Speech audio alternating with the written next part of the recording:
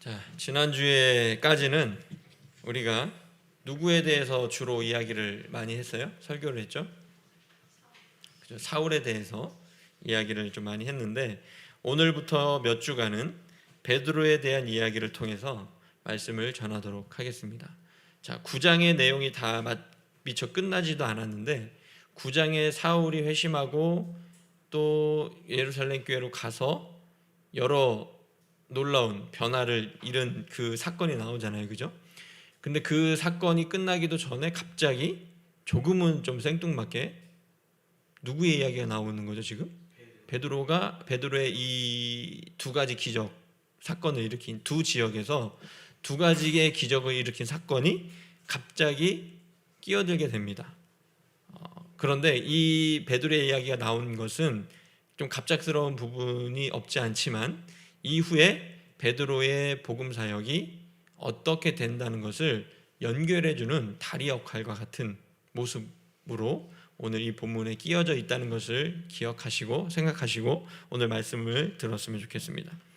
자, 사울이 변화되고 예수님을 만나고 변화된 사건도 놀라운 일이라고 했잖아요, 그죠? 그래서 지난주의 제목도 뭐였어요? 지난주 제목이 뭐였어요? 이번 주 제목도 뭐예요? 예, 아까 우리 주원이가 아주 관찰력이 있어요. 딱 그 주보를 목사님한테 보여주면서 목사님 이거 지난주 거 아니에요? 이렇게 물어보더라고요.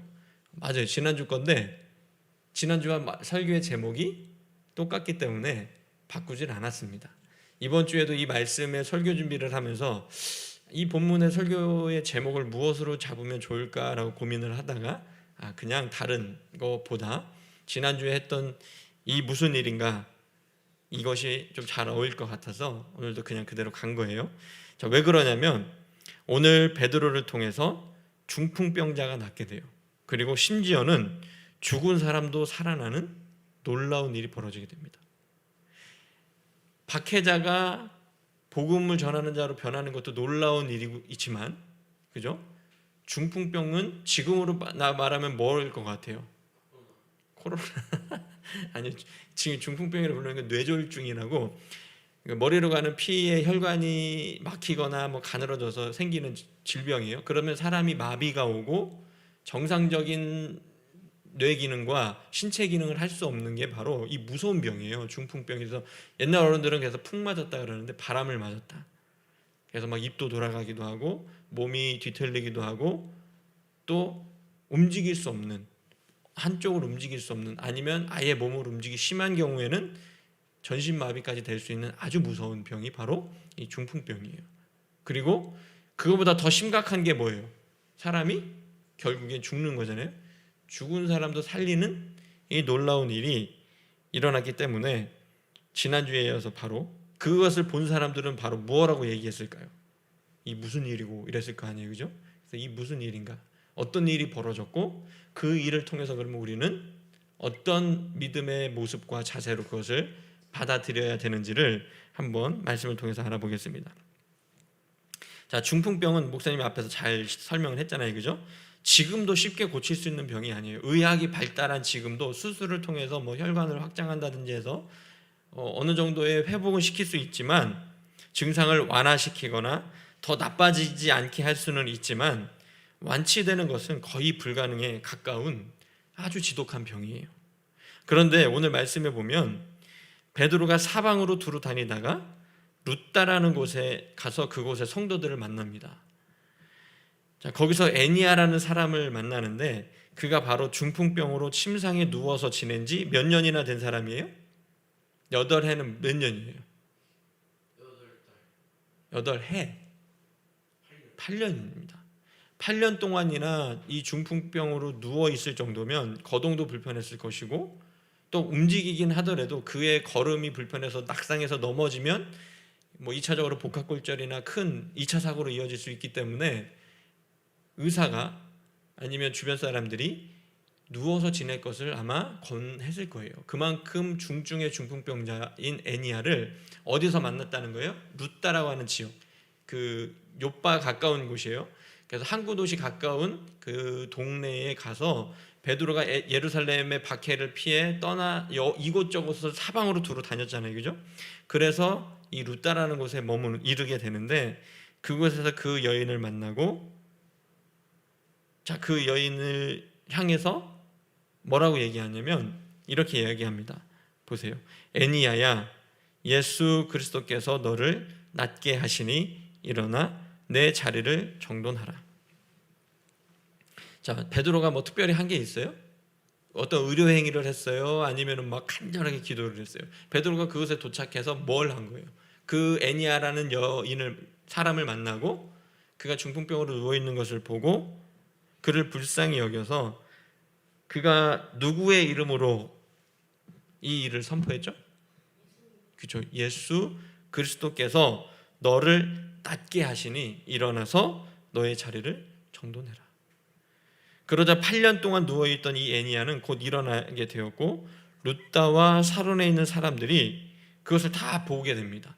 그 마을에 있던 사람들, 또 그 이웃 마을에 있던 사람들도 갑자기 8년 동안 누워있던 사람이 일어나서 자기 침상을 정리하고 건강하게 되었어요. 그러면 그 사람들이 어떤 마음이 될 것 같아요? 신기하고, 아, 그러면 저 예수님의 이름에 능력이 있구나. 저분은 정말로 하나님의 아들이시고 신이구나, 능력 있는 분이구나라는 것을 접했을 것이고, 그래서 오늘 성경은 그 기적을 통해서 많은 사람이 어떻게 됐다는 거예요? 예수님을 믿게 되었다는 겁니다.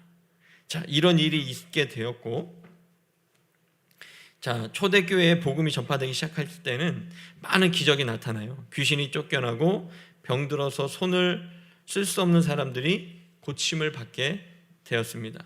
이러한 기적의 능력을 통해서 많은 사람들이 기독교 신앙으로 들어와서 예수님을 믿게 되었어요. 그러면 보세요. 초대교회에 정말 이런 기적들이 많이 나타나잖아요, 그죠? 그러면 왜 유독 이런 기적들이 많이 나타날까요? 초대교회, 고대의 이 교회에 왜 이런 놀라운 기적들이 많이 나타난 것 같아요? 그렇죠. 정확히 핵심을 짚었어요. 교회가 성장해 가기 위해서 필요했기 때문에 놀라운 기적들이 계속해서 일어납니다. 자, 물론 지금도 가끔씩은 이런 기적들이 나타나요. 그러나 이런 일들을 흔하게 볼 수 있어요, 없어요? 없죠.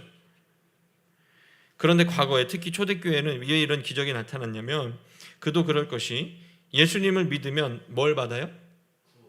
그죠, 구원을 받는데 주변 유대교 기득권을 가지고 있던 종교 지도자들에게 뭘 받아요? 핍박을 받죠. 그리고 그 사회에서, 유대 사회에서 불이익을 당하는데 정말 이러한 기적이라도 있지 않으면 사람들이 어떻게 될 것 같아요? 믿으려고 할까요? 왜냐하면 내가 그분을, 예수님을 구주라고 영접하면 원래 있던 이 유대교 지도자들한테 핍박을 당하고 그 유대 사회에서 제대로 된 경제활동이나 모든 생활을 할 수 있는 불이익을 당하는데, 정말 이런 기적이 일어나지 않으면 그래서 사람들이 믿기가 어려운 상황입니다. 그래서 사람은 누구나 자신이 보고 듣고 경험한 것을 받아들이고 그것을 신뢰합니다. 그래서 성령의 능력이 초대교회 안에서 강력하게 나타났던 것이죠. 그리고 오늘 본문은 중풍병을 고친 이러한 기적에만 멈추지 않고 심지어 다비다라고 하는 여제자가 죽게 되었을 때 베드로가 그녀를 살리게 됩니다. 자, 죽은 사람을 되살린다는 것, 이것이 의학적으로, 논리적으로, 과학적으로 증명할 수 있어요? 죽은 사람을 살릴 수 없어요. 왜냐하면 이미 우리 기독교식으로 표현하면 영혼과 몸이 분리돼서 죽은 거예요. 의학적으로 얘기하면 심장이 멈추고 뇌의 기능이 정지해서 그 사람을 도저히 소생시킬 수 있는 방법이 없는 거예요. 그죠? 그런데 이런 죽은 사람을 살린다는 것은 논리적으로, 과학적으로 전혀 증명할 수가 없어요. 그런데 하나님은 가능하십니다. 이것을 알아야 돼요. 그리고 성경에 기록되어 있다면 우리는 그것을 신뢰하고 받아들여야 합니다. 자, 여러분에게 조금 어려운 말을 할 거예요. 막 이 기도의 기적에 초점을 맞추지 않을 거예요, 이번 설교는. 그 앞서서 많은 기적이 있어서 그 기적과 놀라운 일들에 초점을 맞췄기 때문에 오늘은 좀 다른 해석을 이 사건을 통해서, 놀라운 기적적인 사건을 통해서 좀 다른 시각의 해석을 여러분에게 전할 텐데, 오늘은 여러분들이 이해하기에 조금 어려울 수 있기 때문에 집중해서 잘 들어보십시오. 자, 과학적으로 증명할 수 없는 이것은 누구는 가능하다고 그랬죠? 하나님은 가능하십니다. 자, 근데 성경에 그것이 기록되어 있으면 우리는 신뢰하고 받아들여야 될까요? 의심해야 될까요? 신뢰하고 받아들여야 됩니다. 하지만 여기에 우리는 왜? 라는 질문과 정말일까? 라고 하는 그 질문, 이것도 잊어버려서는 안 돼요. 왜 그런지를 말씀드릴게요. 혹시 학자들, 지금 막 성경을 연구하는 성서신학자들, 역사신학자들, 조직신학자들, 굉장히 이 성경을 연구하는 신학자들이 많아요. 분야에 따라서. 자, 그 사람들의 노력으로, 어떤 이 성경을 연구하는 노력, 또 이 다른 자료들을 연구하는 노력으로 만약에 이런 죽은 사람을 살렸다는 사실이 아니라는 것이 확실시 되더라도 우리는 성경에 그렇게 기록된 의미를 찾으려고 노력해야 된다는 겁니다. 조금 어렵죠? 만약에 이 성경에 기록된 이 내용이 사실은 누가가 이거 이렇게 받아들이면 안 돼요. 누가가 우리에게 교훈을 주기 위해서 그가 문학적으로 쓴 글이다, 이렇게 얘기하면 어떤 사람도 화를 내지도 몰라요. 그러면 하나님 말씀이 소설이냐 이렇게 막 화를 내는데, 그럴 필요 없어요. 그가 교훈을 주기 위해서 썼던 어떻든 사실이든 아니든 그게 중요한 걸까요? 아니면 성경을 통해서 우리가 하나님을 아는 게 중요한 걸까요? 두 번째 거죠.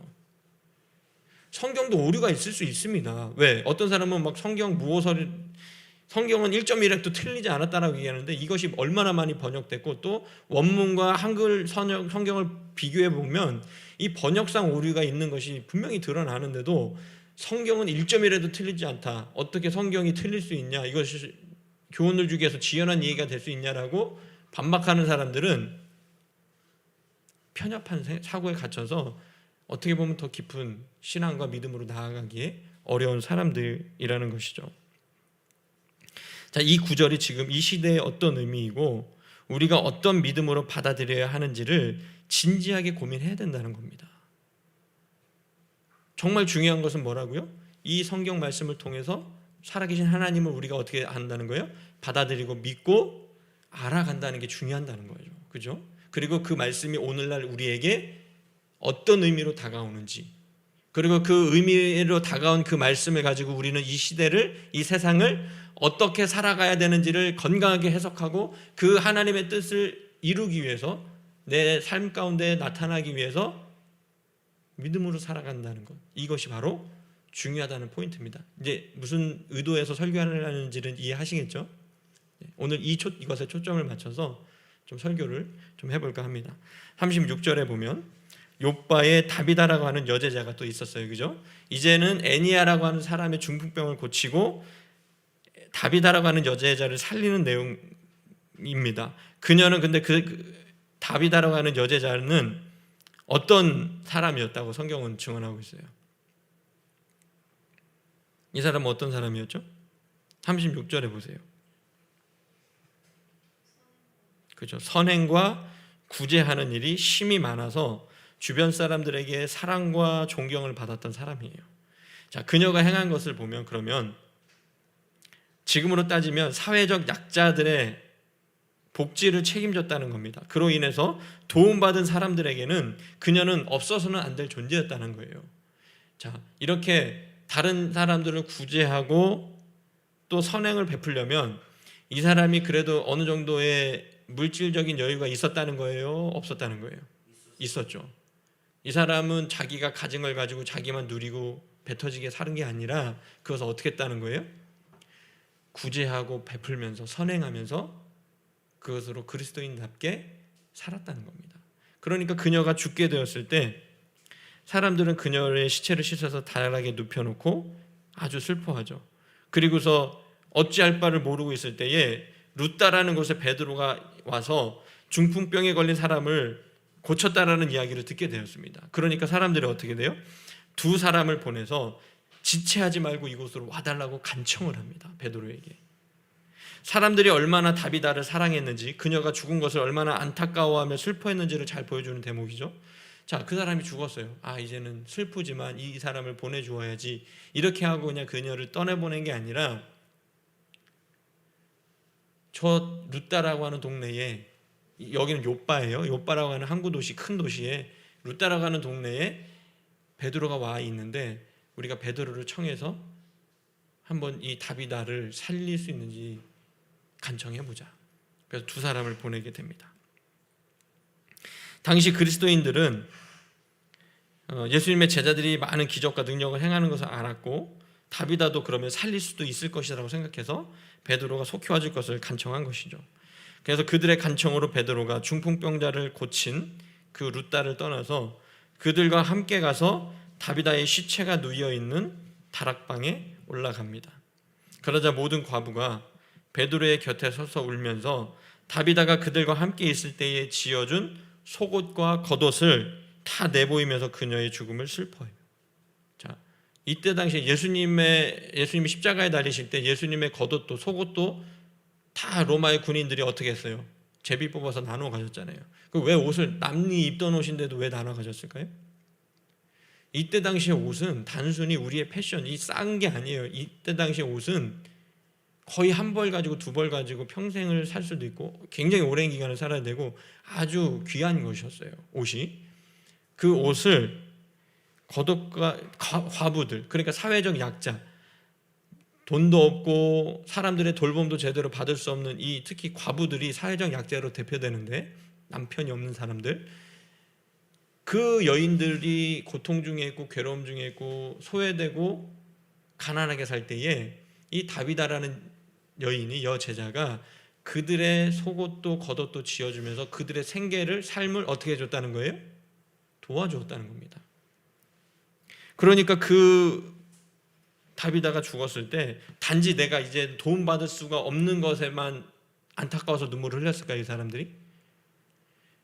자기들을 그렇게 사랑해주고 받았던 그 사랑, 사실은 그 겉옷과 속옷을 받은 것보다 더 그들의 마음을 움직였던 건 뭘까요? 다비다의 사랑이었겠죠. 그들을 향한 긍휼의 마음, 사랑의 마음, 예수 그리스도를 믿는 제자다운 삶으로 그들을, 예수님을 사랑하는 마음으로, 또 자기 자신을 사랑하는 마음으로 그들에게 자기의 것을 아낌없이 내어준 이 다비다의 사랑에 감동해서 사람들은 아주 슬퍼했을 겁니다.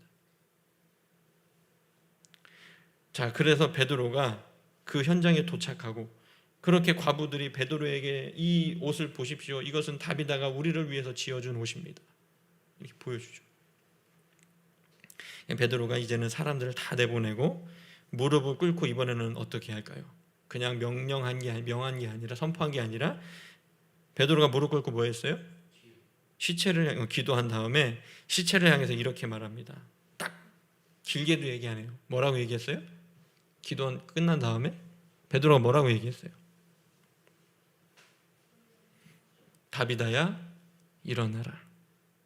자, 그러자 놀랍게도 죽었던 다비다가 눈을 떠서 베드로를 보고 일어나 앉게 됩니다. 그리고 베드로가 손을 내밀어 일으켜서 다비다를 일으켜서 성도들과 과부들을 불러들여서 그가 살아난 것을 보여주자 온 요빠 사람들이 이 일을 알고, 많은 사람들이 이 일을 통해서 누구를 믿게 돼요? 그죠? 예수님을 믿게 됩니다. 이 일이 있은 후에도 베드로는 요빠를 바로 떠난 것이 아니라 누구의 집에 머물렀다고요? 무두장이 시몬의 집에 머물렀다라고 말씀하시면서 오늘의 말씀은 여기서 끝나게 됩니다. 자, 죽었던 다비다가 베드로가 들어간 다음에 베드로의 손을 잡고 일어나 서 있는 것을 보았을 때 사람들의 마음은 어땠을 것 같아요?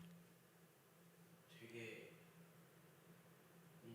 그렇죠, 뭉클하고 감동, 가슴 벅차고, 특히 다비다를 사랑했던, 다비다의 도움을 받고 다비다를 존경했던 사람들은 아주 행복하고 이 무슨 일인가 하면서 하나님께 모든 영광을 올려드렸을 겁니다. 자, 우리 상식으로 근데 잘 보세요. 사실 우리 상식으로는 어떤 의학적인, 과학적인 도움 없이 불치의 병이 낫게 되고 죽음이 살아난다는 것을 이해할 수 있을까요? 우리 상식으로는 이해할 수 없습니다. 우리는 만약 우리 주변에 이런 일이 벌어진다면 정말 이게 무슨 일인가 하면서 보고도 듣고도 믿기 힘들 것입니다. 그러나 하나님은 이 모든 것이 가능하시고 불가능한 것을 가능하게 하시고 우리의 상식과 이성의 수준을 넘어가시는 분이라는 것을 여러분들이 아셨으면 좋겠습니다. 내가 다 이해할 수 없고 증명할 수 없다고 있었던 일이 없던 것이 되는 것이 아니고 또 내가 볼 수 없다고 하나님이 없다고 말할 수 있는 것은 아닙니다. 요새 보니까 주원이 주화가 뭐 코로나 봤냐고 또 코로나 만질 수 있냐고 그러니까 그러면 코로나는 있다 없다? 그러면서 코로나가 뭐 한대요? 없다고 그렇게 얘기하죠. 근데 아니에요. 코로나를 우리가 눈으로 못 보고 손으로 만질 수 없어도 코로나는 지금 이 지구상에 퍼져 있어요? 안 퍼져 있어요? 그렇죠. 물론 비유가 너무 좀 조악하지만 하나님도 우리 눈으로 볼 수 있어요? 없어요? 만질 수 있어요? 그럼 하나님도 없는 거예요? 아니죠. 우리의 눈으로 볼 수 없고 우리의 손으로 만져서 느낄 수 없지만 하나님은 그렇죠. 하나님은 분명히 살아계시고 그 하나님은 지금도 이 우주에 편만하셔서 본인이 지으신 모든 것들을 다스리시고 지금 우리의 불쌍한 인생들을 굽어서 살펴보고 계신다는 것입니다. 그래서 잊지 마시기를 바라고, 자, 우리가 이 이해할 수 없는 사건을 통해서 깊이 생각해 볼 문제가 있습니다. 하나님을 믿고 간절히 기도하면 기적이 일어난다고 하는 이 가장 기본적인 이해를 넘어설 수 있기를 바랍니다. 우리의 문제가 있을 때 이렇게 기적을 바랄 때 간절히 기도하면 하나님께서 그것들을 이루어 주실 수 있어요. 왜? 하나님은 하나님의 자녀의 기도를 들으시기 때문에. 그런데 우리의 기도는 여기서 멈출 것이 아니라 이 기적을 통해서 우리가 무엇을 더 알아야 하고 성숙해 갈 수 있을지를 고민해 봐야 된다는 겁니다. 우리는 우리의 이성과 합리적 사고에 의존하되 우리의 지식으로 하나님을 다 이해할 수 없다는 것도 알아야 합니다. 어떤 사람들은, 잘 들어보세요. 어떤 사람들은 너무 이성과 합리에 의존해서 자신의 똑똑한 머리를 믿고 자신이 이해하기 어려운 영역의 것은 잘못된 것으로 치부하거나 받아들이려고 하지 않습니다. 특별히 신앙을 갖지 않고 신학을 공부하는 사람들이 그래요. 하나님을 믿는 신앙을 가지고 신학 연구를 하는 사람들도 있지만 단순히 이것을 뭘로 연구하는 사람들이 있다는 거예요? 학문으로 연구하는 사람들이 있습니다. 자, 이런 사람들은 자신들의 그 잘난 지식으로 인해서 하나님조차 자신의 머리로 계산하려 들고 자신의 논리로 계산이 되어야만, 어떤 자료에 의해서 근거가 되어야만 믿으려고 하는 오만한 사람들입니다. 물론 믿음의 과정에서는 우리의 이성과 논리가 필요합니다. 눈에 보이지 않는 하나님을 성경을 통해 우리의 이성과 논리를 통해서 이해하고 받아들여야 된다는 것이죠. 저는 이것을 부정하는 게 아닙니다. 이런 것으로만 하나님을 믿고 판단하는 것을 경계해야 된다는 거예요. 어떻게 우리의 지식으로 그분을 다 증명할 수 있고 어떻게 자료에 의해서만 하나님을 믿으려고 하고 어떻게 나의 합리적인 사고에 의해서만 그분을 이해하려고 하는지, 이것은 정말 오만한 것이죠. 그러면 우리가 하나님보다 지혜롭다는 거예요? 우리의 지혜와 지식으로 우리의 작은 머리로 하나님을 이해하고 담는 데는 한계가 있습니다. 그것을 분명히 이해하고 내가 이해할 수 없는 영역의 것은 그럼 어떻게 해야 될까요? 그냥 이건 과학적으로 증명도 안 되고 역사적인 사실하고는 다르니까 이거는 성경은 뻥이네, 구라네, 이거 믿을 필요 없네, 이렇게 받아들여야 될까요? 아니죠. 우리의 이성과 합리로 이해할 수 없는 부분이 있을 때 우리는 그래서 믿음의 영역이 필요하다는 겁니다. 자, 또 이 반대의 경우도 있어요. 이성과 합리적인 사고를 철저히 무시하고 덮어놓고 믿거나 영적인 것에 너무 치우친 나머지 신비주의적인 신앙을 갖는 사람들도 있습니다. 자, 하나님이 우리에게 생각할 수 있는 힘도 지식을 쌓고 합리적인 사고를 할 수 있게 하신 이유도 분명히 있을 텐데 그것을 다 무시하고 덮어놓고 믿는다는 것이 마치 순수한 것이고 정답인 것처럼 믿는 사람들이 있습니다. 그거 너무 신경 쓰고 생각하려고 하지 마, 그냥 믿어, 덮어놓고 믿어, 이런 사람들이 있어요. 그럼 이런 사람들도 바른 믿음일까요? 아니죠. 아까 목사님 뭐라고 했어요? 받아들일 것은 받아들이되 왜라고 하는 질문을 던지라고 했잖아요. 그죠? 그리고 이것이 과연 맞는가라고 하는, 우리가 지금 이렇게 신앙생활하는 것이 옳은가라고 하는 의심과 질문을 던져야 돼요. 그리고서 그 근거의 답을 어디서 찾으려고 해야 되는 거예요? 성경을 통해서 찾으려고 해야 된다는 겁니다. 이것이 옳아, 이것이 옛날부터 우리가 믿었던 방식이야, 덮어놓고 그냥 믿어, 이렇게 얘기하는 사람들, 이 사람들도 잘못됐다는 겁니다.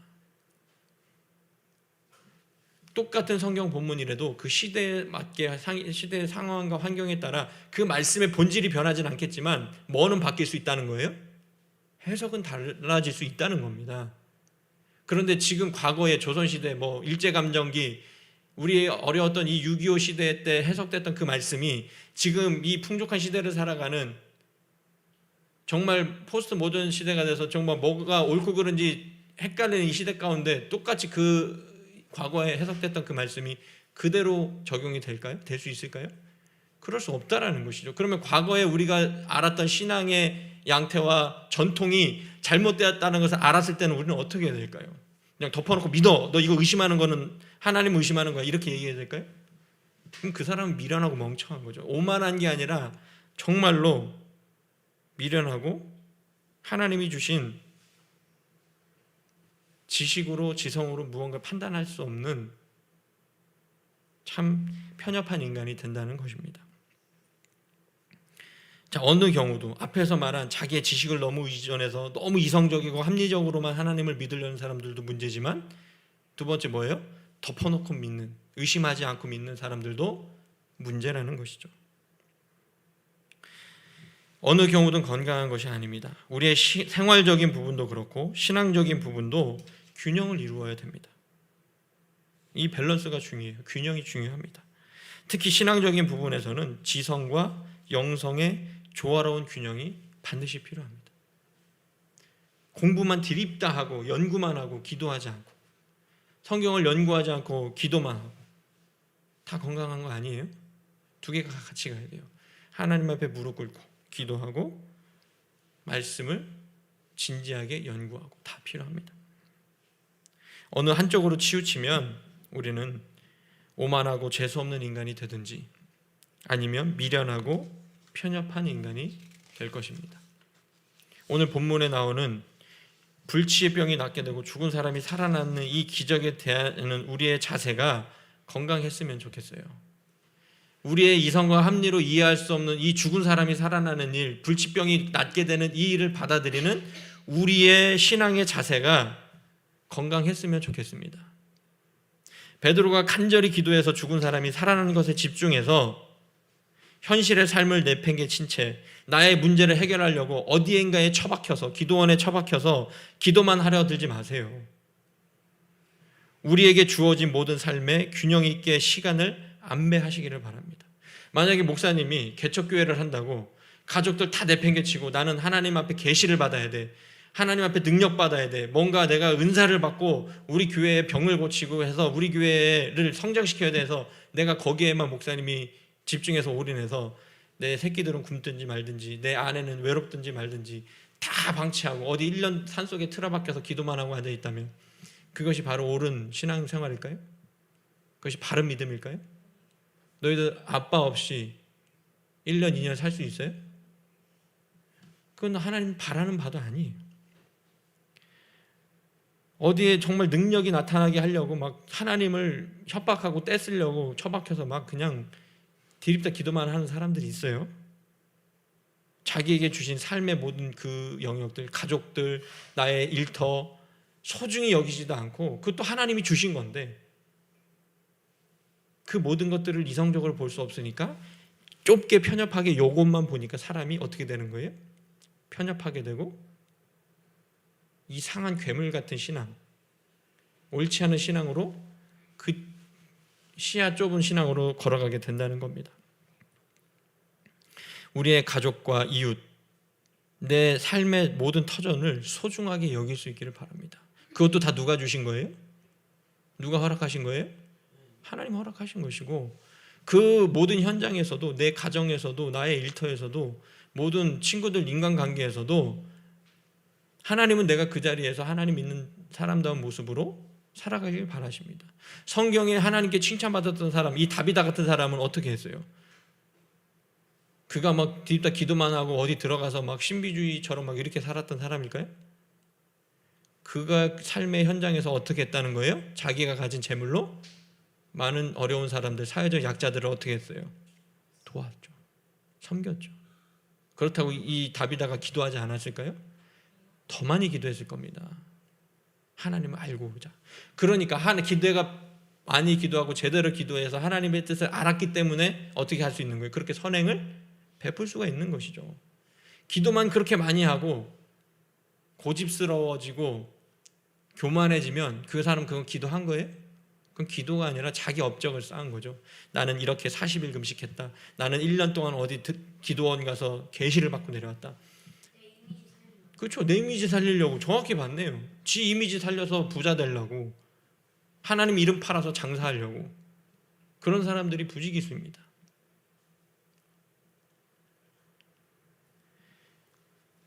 우리의 잘난 머리로 계산하면서 불가능하다고 포기하고 기도조차 하지 않으려는 불신앙을 버리십시오. 그리고 또 계산된 너무나도 그 큰 벽 앞에 포기하고 노력조차 하지 않으려는 게으름도 버리십시오.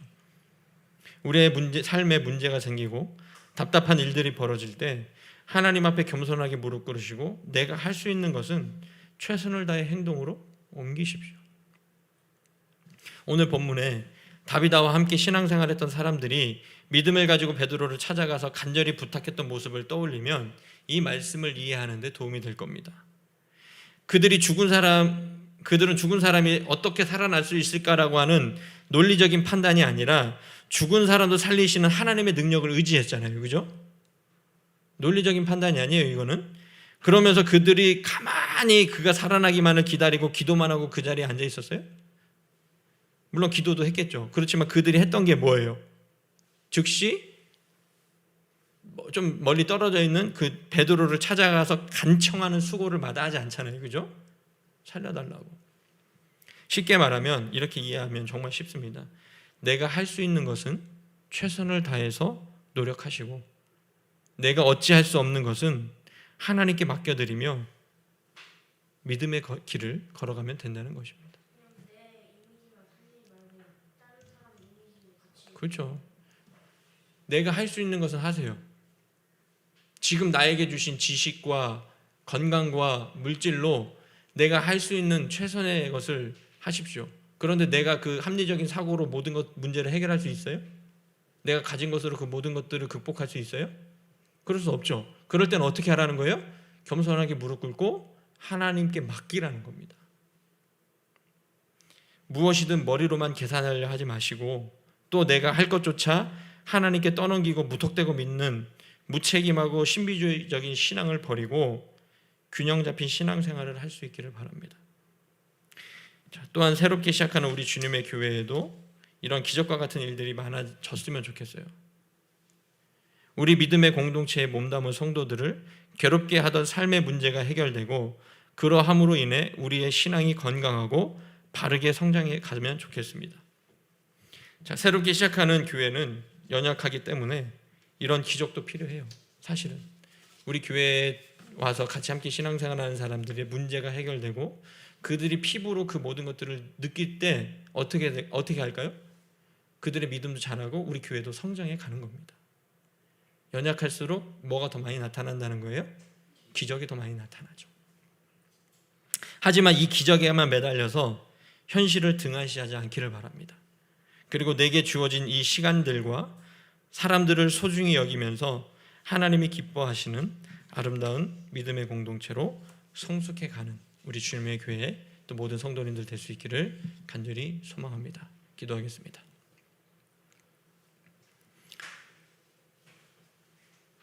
거룩하신 아버지 하나님, 오늘도 사도행전의 말씀을 통해서 베드로가 큰 기적을 행한 것을 보았습니다. 먼저는 불치의 병에 걸린 중풍병자를 치유한 것이고 또 죽은 사람도 살리는 그 놀라운 기적을 보았습니다.